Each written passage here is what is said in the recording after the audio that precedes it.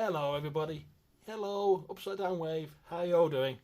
Yeah, here we go. We are basically going to be looking at White Dwarf 229. This will be January edition, but we're looking at the US version, so it's the February edition. Yeah, I know. With the US stuff, it's usually a month. It publishes a month behind the UK edition. Unfortunately, my next two White Dwarfs, I'm going to show you here, 230, are both going to be US editions here. Can't do much about it. Not all my archive travelled over here to see the US review from the UK. So, but the White Dwarf is pretty much the same material as you would find in the January edition of White Dwarf 229 if you're following along in the UK book. Just the news and everything else would be a little bit different. But anyhow, this is going to be White Dwarf 229, February edition if you're in the US, January edition if you're in the UK. Now, if it's confusing you all, let's talk about a couple of things before we get started. First off, if you follow my social media feeds, I found a crap ton of White Dwarfs and other game materials in my storage archive over the week, including some White Dwarfs which I had to basically buy in to basically do a couple of these talks. So that's going to be a fun thing to basically look back on. In fact, I found White Dwarf 226, which is the Dogs of War edition, which means I may do a UK walkthrough of that White Dwarf, because we use the White Dwarf 226 for that. I know all the numbers get really confusing, but I know what it is. Anyhow, you also know that I am a cartoonist, and I basically publish a series of fantasy novels. The first being here, we're going to show right away, is going to be the Night Guardians Awakenings, the tale of 4 cuddly toys who go off into an adventure into the underbed to save their child from the Borgerman. That's the Borgerman just there. This is a dark fantasy adventure, so if you read books like The Labyrinth, or movies like The Labyrinth, or other movies like that, I guess like Dragon Slayer, you really enjoy the tone of this book. If you've read The Amulet, Wolfwalkers, or The Wishing Stone, this book follows that same all ages fantasy feel to it. It is full colour, 160 pages, self-contained story.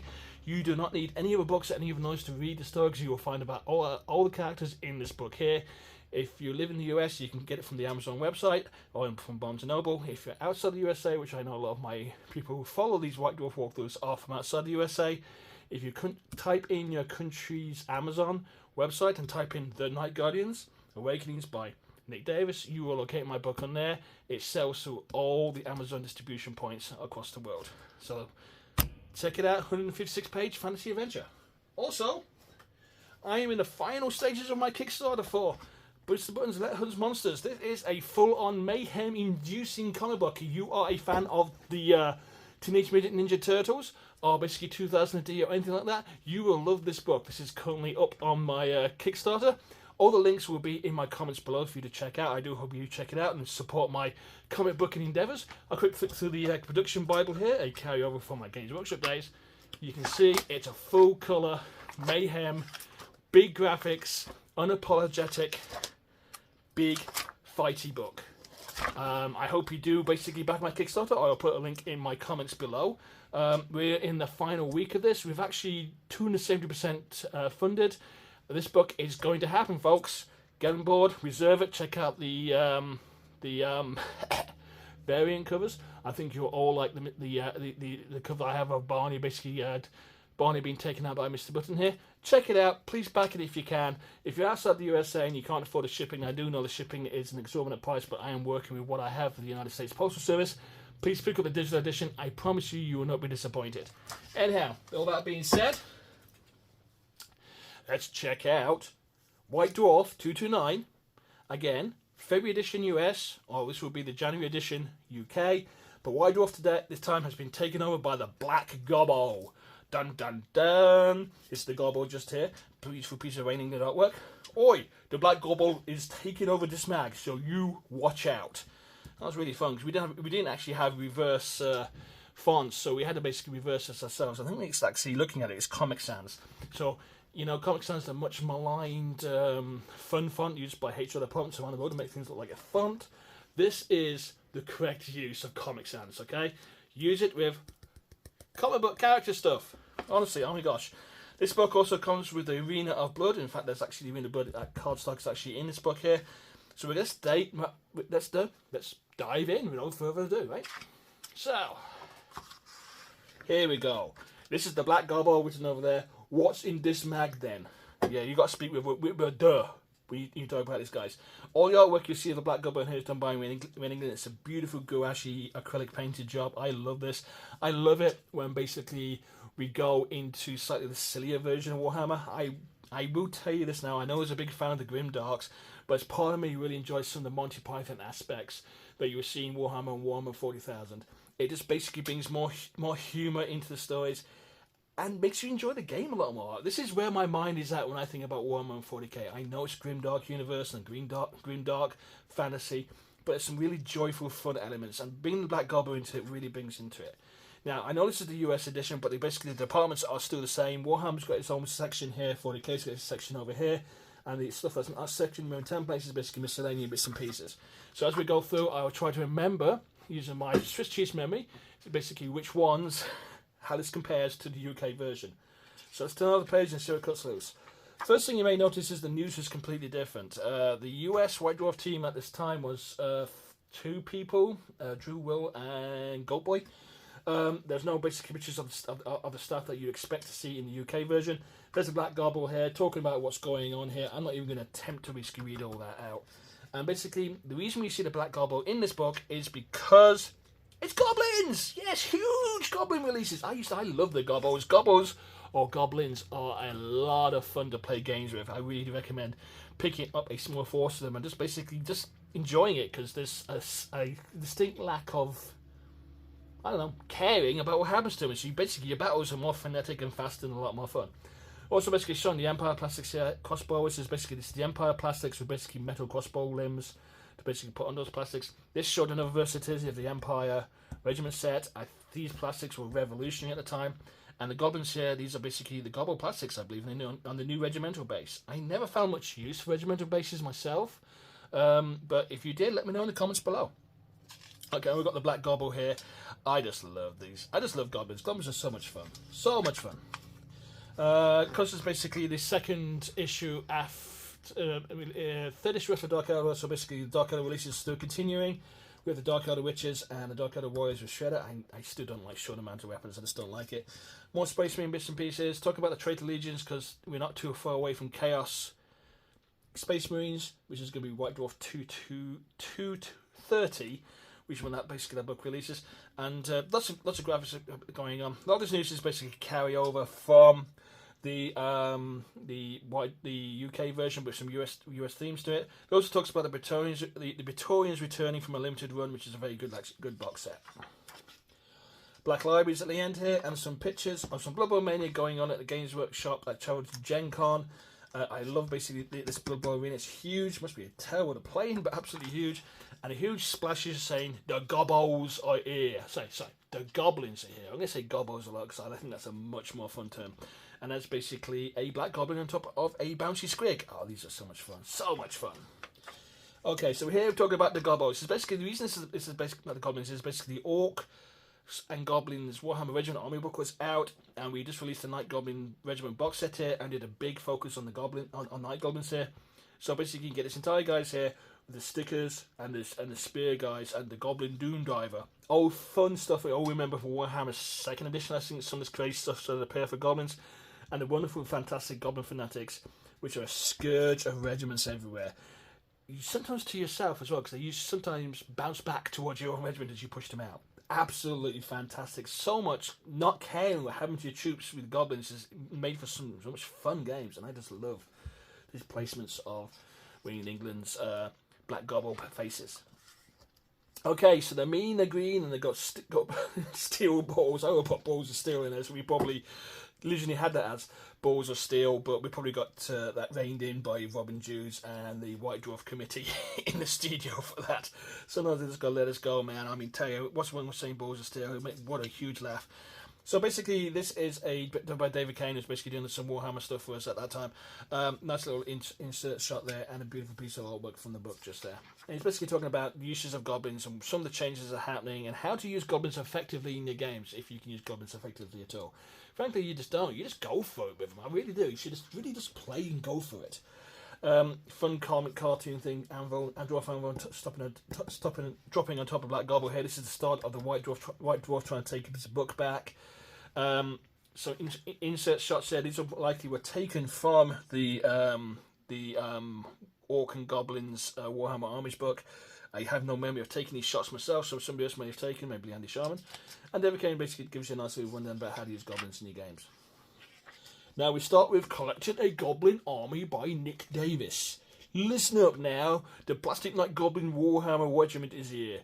If you can easily put together a great Gobbo army. And in case you're unsure where to start, I bullied Nick Davis to agree to tell you how to collect your own magnificent army of Gobbos. Yeah, I actually wrote that, so that's me. When I do this collecting Goblin armies, I did several collecting armies, so basically based off the use of the plastic sets and the Warhammer Army mini sets you could get at the time. I based it on and I was playing Lizardmen, so I based this off making a Goblin army that was basically a Lizardman force of the same point value, about 1,000 points, would face off against, and you might have some success against those Lizardmen. What I would like not to see in a Goblin army facing me across the table. So, theming a Goblin army, I talk about basically theming it around basically the Night Goblins. They were the primary push and basically the Plastic Regiment at the time. I myself would have done a pure Goblin Regiment, but it wasn't available, so we were a little bit truncated to what we could see with the actual Gobbos and actually paying up for the Goblins themselves. Fun little army put together here, and we'll go over basically the army sheet here, basically showing 995 points, some of it based off the Warhammer Regiment set for the Night Goblins and the Warhammer starter set as well for Goblins as well, and we basically delve into it a bit further. So I talk about the Warlord, the importance of the Warlord, the importance of big bosses of keeping your goblins in line so you don't suffer from a lot of animosity stuff, which can happen if you don't have bosses in your units, because they'll start struggling with trouble within 6 inches for animosity. I talk about the Wolf Riders here. The importance of using Wolf Riders as skirmishers. These are not cavalry, guys. These cannot work as cavalry. These will only work if you engage first with basically a line regiment of goblins and hit in the flanks. They are not cavalry. They won't work that way. Even with the rules have a weapon skill of 4, they're not going to work that very effectively in that way. I almost came very close to planning a whole Wolf Riders army. I was going to use like a huge Napoleonic type thing, just screaming around the battlefield, running away, coming back, and all kinds of crazy stuff. But in the end, I got distracted. I think I started doing some Space Marine stuff for Land Raiders and that kind of thing. So, but in this book here, this article here, basically, we're using a Night Goblin Regiment, talking about the stabbers and the stickers. The stabbers are the guys with the spears, the stickers are the guys with the bows. They're both sticky, and use the Night Goblins, I use our Goblin Fanatics to give these units a bit more of a punch. So we basically talk about how to build. Basically, it's less about tactics and more about how to build your army effectively. And we talk about the netters, the hunters, and the hoopers. Basically, how to give variety to your armies, basically using these units effectively to basically fight. Then we talk about the loonies, which is basically the best thing you can have in a goblin army at that time for your artillery, because they were just insane. Just the insanity of this army was just wonderful. And it's just such a joy. I don't know if there's really a huge thing as much anymore. But the fact that basically there's no grim dark, we're completely embracing the lunacy of goblins and just going into the full character of them, made for great games and made for a fun characterful army. Get goblins, guys, they're fun. They really are. And we basically start here with Wag, Skull's Goblin Army. We basically emptied the heavy metal cabinets to basically show you a Goblin Army as effectively can. There's the Wolf Chariots, which have just been reintroduced now, basically Warhammer Old World. The Warhammer Old World, is that right? Yeah, Old World is now back. Now they're back, going away from Sigma, the Sigma system a little bit there, and it's just some beautiful miniatures lined up, that kind of thing. That's a terribly ineffective Goblin army. You need huge units of goblins and a huge unit of Wolf Riders, and little units of stickers on the side. So basically, to be effective, and put the trolls in the middle to anchor your entire army. I would not fight a game with that army myself, but I think there's a battle report in here that basically will show a Goblin army being used. Because this is the US White Dwarf, US hobby centres, there's like 1, 2, 3, 4, 5, 6 places. Maryland had 4 units in their state. The Avenue at White Marsh, I visited that a couple of times when I was in the US. It was a broom cupboard. You literally had to almost walking sideways to get into it. So, And there we go. To another page here, we're talking about Raining Death. I think I laid this article out here again because basically I was still connected doing a lot of Space Marine stuff. You can see because we showed the plastics here again in basically looking at things. And we talk about the plastic jump sets, jump jacks, and basically this here. So this is basically a nice way of basically using Assault Marines. I've never used Assault Marines myself ever. I've seen them used effectively with Blood Angel Army, so I got no bad things to say about them. Then we talk about the Black Scourges. Now, again, this is laid out by me. You can tell. Black Scourges by Nick Davis. The reason I say it's by Nick Davis is because basically we're showcasing images by Guy and Morley here. So this is a wonderful way to show 1, 2, 3, all the Black Scourges. I'm not too keen on these myself, but I'll show you why when we get deeper into this issue. I didn't think they were spiky enough. And I wrote some of the copy for this as well, basically, in how to basically use Black Scourges effectively in your army to basically, use it to basically take down your enemies. These were mobile firepower units with those splinter cannons, not the dark lance, but the splinter cannons were insanely effective at basically what they did. Nice artwork, Des Hanley artwork on the side here, all laid out by moi. Again, Dark Eldar, so we're still carrying on the theme here of basically showing more Dark Eldar in the Dark Eldar colours. Shoulder mounted weapons, I am not a fan of shoulder mounted weapons. I will always say that. Shoulder mounted weapons should just basically be stuff like your missile launchers, maybe the last cannons of your Space Marines, but for Eldar, it just looks weird. It's like it's a carryover of Warhammer 2nd Edition. Also, we've got the look of the release of the Witches here. And these are the Witches with different weapons by looking at them, but I never used Witches with different weapons anyway. And the Talos, which is basically the Dark Eldar versions of Dreadnought, but a little bit nastier. And you put a Talos on a battlefield with your Dark Eldar, it is a fire magnet. It really is. They greatly fear this vehicle because it's not a vehicle. It's basically a hero character, and it's interesting. It has very interesting additions when it assaults. It's an insane little vehicle, but never expected to get into a battle because your opponent would basically use so much firepower to take this thing out. It was unbelievable. And then we go into a 2-page spread for Warhammer 40k.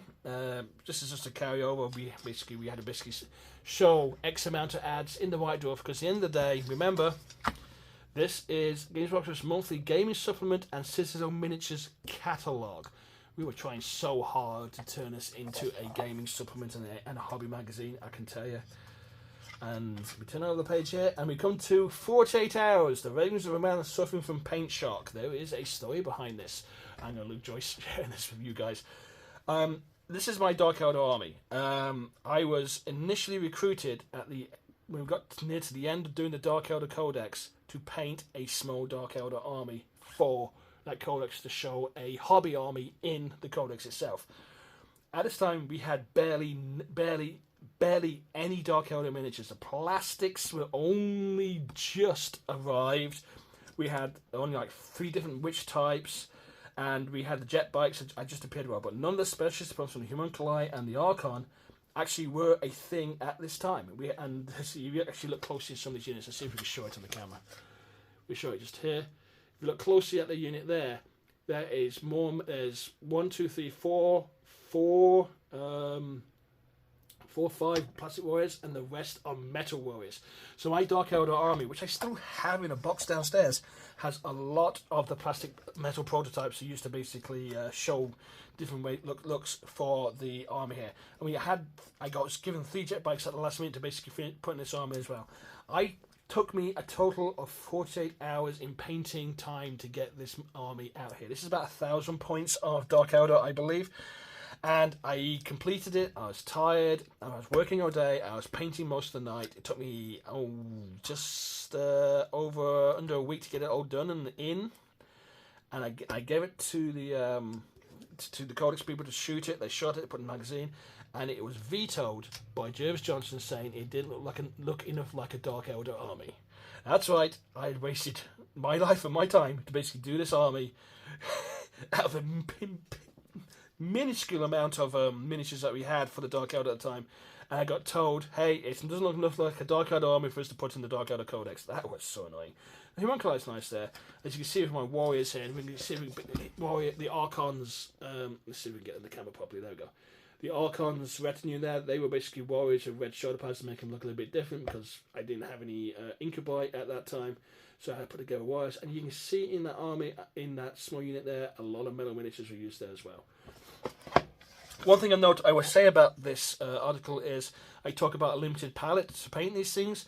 In this one here, I used Chaos Black, Skull White, Bleach Bone, Blood Red, Magenta, Midnight Blue, Bolt Gun Metal, Chainmail, Brown Ink, Blue Ink, Flesh Ink, and Black Ink. The bases were basically painted in Goblin Green with Snakebite Leather and Bubonic Bound for basically and texture to the bases. But I used a very limited palette, and what I did here, if you look over here at the Dark Elder miniatures here, with the Warrior, I painted dark blue with a red helm hair. With the Riches, I painted red with blue hair. So I just reversed the colour schemes. This is a very quick, effective way to paint armies and get armies and giving you a very, very uniformed paint scheme. So I highly recommend trying this out for yourself, guys, if you haven't done this already. Also down here, we have my version of the Scourges. Let's bring it up to the camera again one more time. There we go. Looking in my TV set as I bring it to camera. I'm way off base here. Hang on. No, it's going wrong. It's going horribly wrong. Okay. There we go. I have to remember I have to do everything in reverse here. My Scourges were basically Dark Elder warriors with Spyro rings stuck on the back of them. And I think they look fantastic. I think they actually look better than the actual Scourges themselves. And I never put the new Scourges models in my army. I just kept these guys because I thought they looked much better.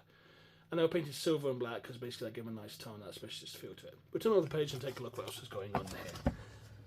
Turn this page over here, and we talk about my painting my Dark Elder. You can see my Scourge Captain Commander there. Talk about basically using simple facial tattoos, or basically with just little triangles in the faces to give each miniature the character here. And I show you an extended version of my Dark Elder army. It got much bigger than this, folks, just so you know. Nobody will be quite surprised that it did. My Incubi are in place, and another couple more units. A few more metals went in there too. I had 3 to 4 radius in the end, and a couple of taluses. So the army got bigger than that. I actually have this entire army, remember? So everything's reverse, Nick. This entire army downstairs in a box. I really got to sell it at some point because I don't play Dark Elder anymore. Anyway, then we go about the Dark Elder Battle Force box set, which I basically took the story behind this. It's only shot from one side because the other side is basically a complete blank. This is a mock-up. And so there we go. That was 48 hours. I think I did another article saying another 48 hours where basically I go into deeper into basically a larger part of this army. So 48 hours of my life, basically for no real avail, but I did get a free army out of it. I didn't pay for any of these miniatures, so that's nice. That's nice. Highlights of Games Day '98. We passed. Is this the? Yes, this is the Birmingham one. This is Birmingham National Indoor Arena. I don't think we talked about this in 228. This was my first Games Day behind the White Dwarf table, and I can tell you how we were besieged. I just remember spending the day signing non-stop White Dwarfs and trying to move around the hallway and getting mobbed everywhere. It was quite the thing. It really was quite the thing. Siege of the Emperor's Palace. This is a beautiful Emperor's Palace here, which I believe was on display at Warhammer World. Actually, this was Games Day's mega display, Siege of the Emperor's Palace. I think it's now at Games Workshop UK at Warhammer World. I don't know if it's still there. Probably isn't now. But this was like 20 years ago, so it's probably been shuffled off in the back room here. There's the Scratch-Made Titan. And there's something else in this place. But that's the Siege of the Emperor's Palace there. Vorgoth's Longest Day. We're talking about basically Games Workshop results here. Oh my god, there we go. I didn't realize this was in here. See that? That's me next to Fat Bloke, and we were basically running the White Dwarf four-way battle report. I don't think we ever did the battle report actually in a White Dwarf. It was supposed to be a live battle report, and we had all these grand plans, but we just couldn't carry it off in the end. Look at me, I synchronized pointing with Fat Bloke. My goodness, I don't even know if.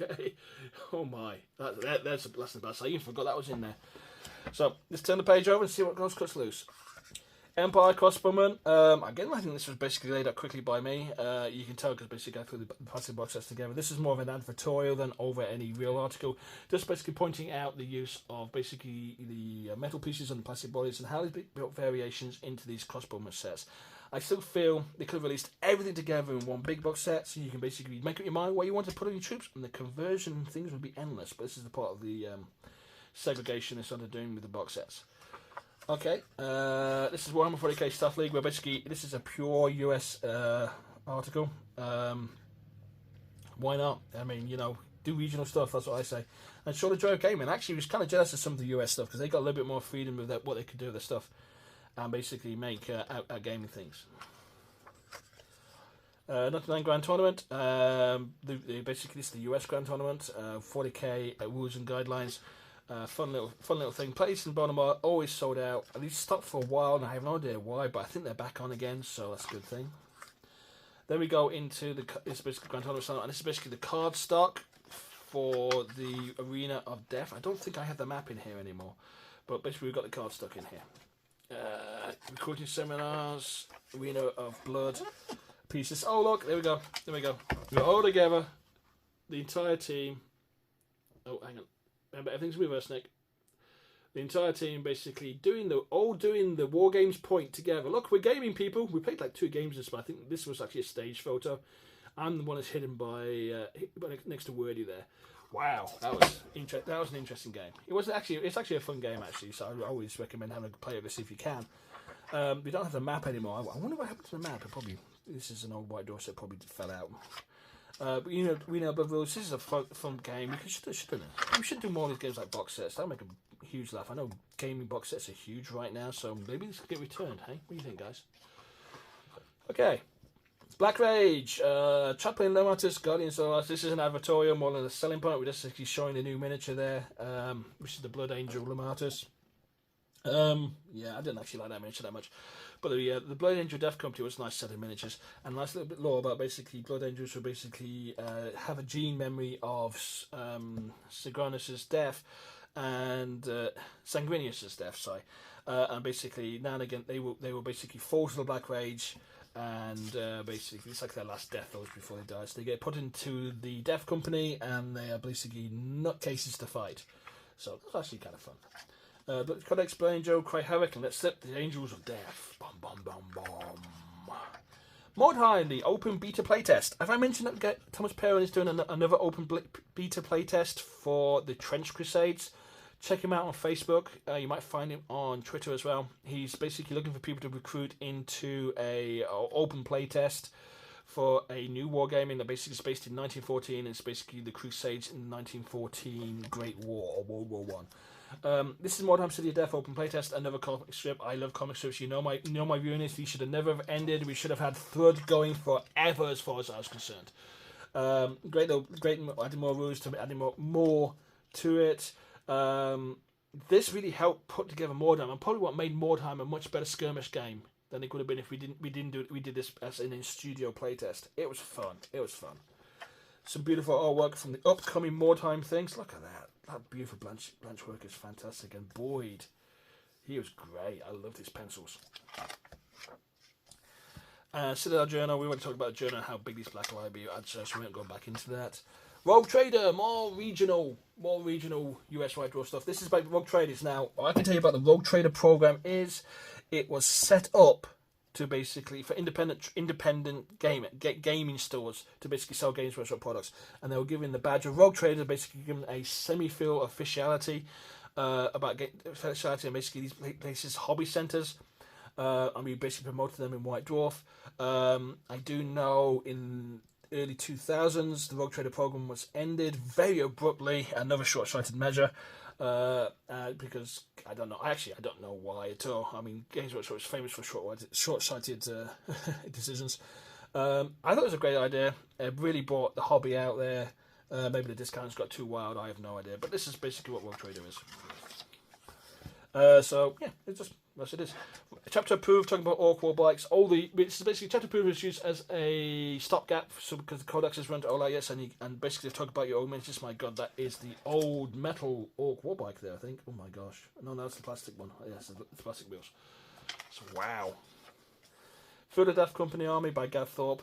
Remember, chapter approved was also unofficial playtesting as well. So basically, we're trying to find things that kind of worked and just giving you ideas for flavors you can put into your Warhammer 40k games and basically make your gaming different. And that's all I've got to say about that. Laid out by Andy Sharma. Andy Sharma did a lot of the chapter approved. Mailbox. We still haven't figured out. Basically, we need to make the font a lot smaller to get more letters onto the page and print excerpts and not the entire letter. But hey, we're starting to get some interesting letters in, and we did our best to answer them. I don't know why we got a huge advertorial there by Andy Chambers, but hey, that's where it's got to be. We could have done better, and I do apologise. Games Workshop trade sales, I'm not going to talk about that at all.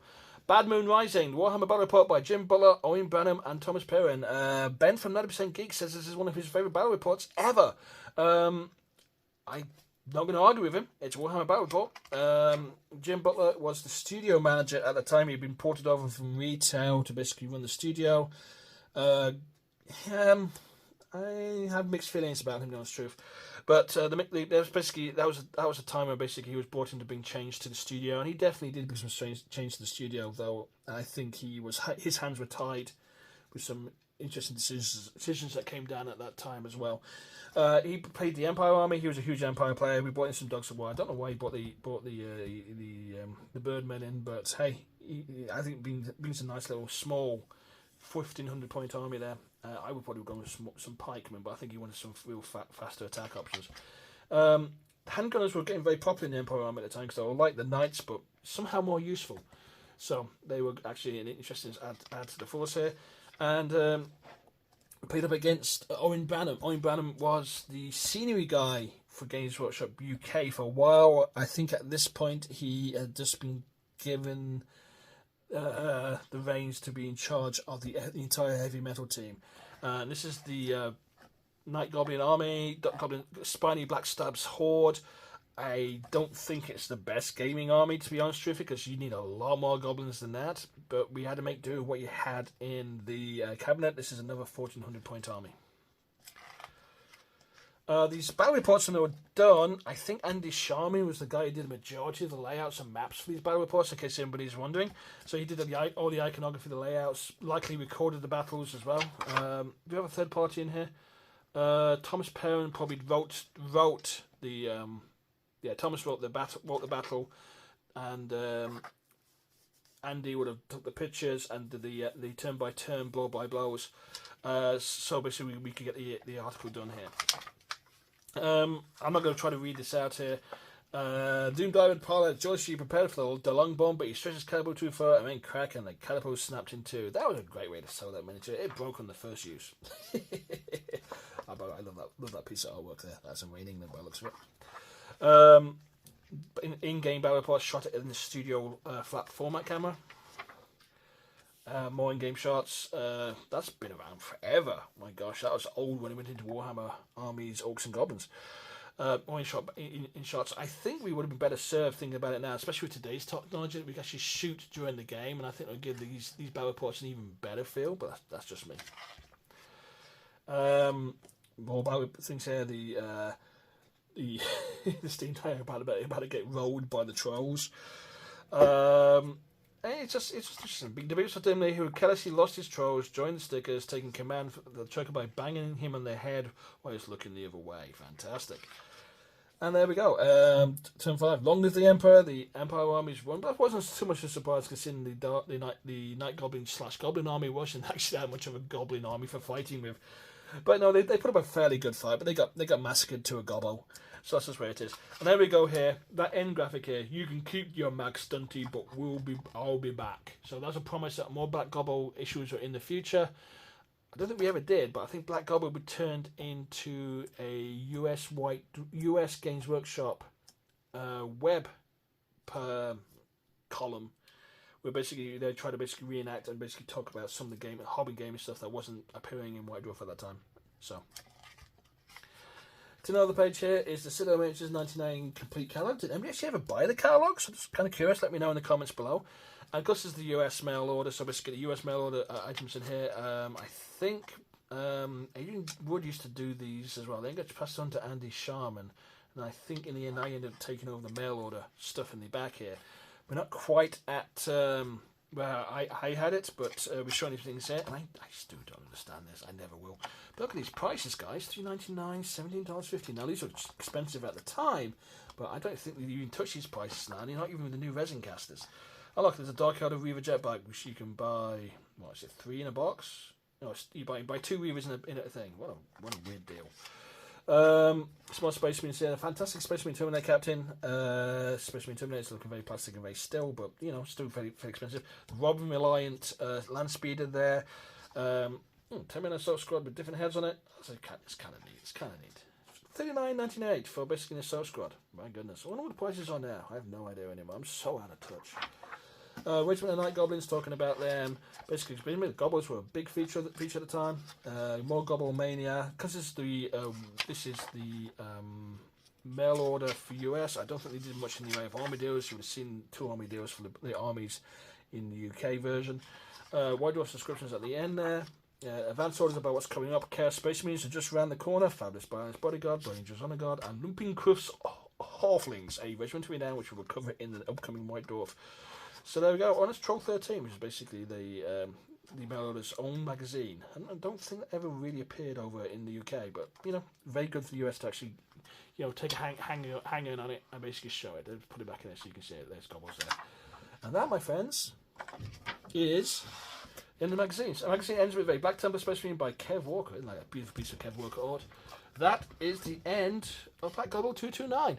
Let me know if there's anything I missed in the comments below, or how this compares to the UK version. I don't have one at hand, and to be fair, this is over 25 years ago, so I don't remember much of the difference between the US and UK version at all.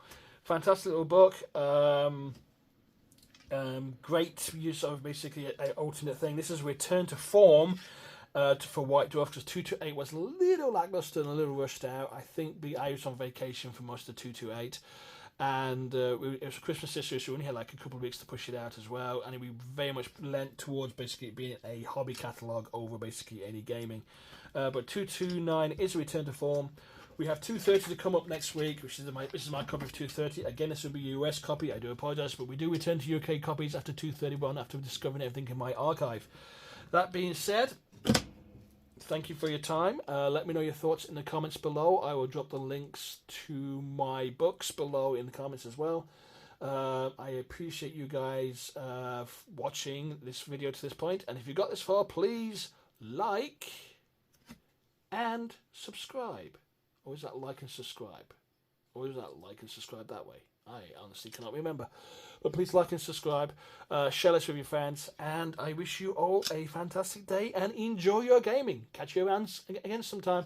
Bye, bye, bye. I'm off to watch Formula 1 DTS. Bye, bye.